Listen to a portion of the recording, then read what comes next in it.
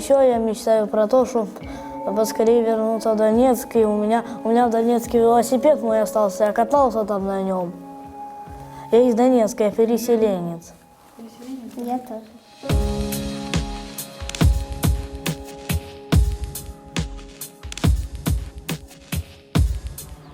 Ну что, идем с нами?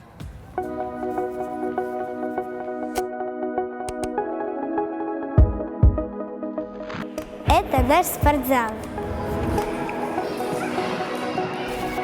Это столовая, я люблю сюда приходить, здесь такие вкусняшки.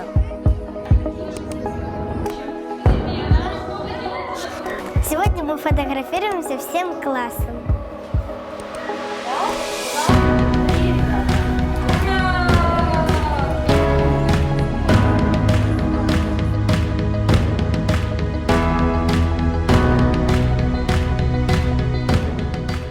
Поделитесь своей любимой школьной фотографией. И поделитесь нашим видео.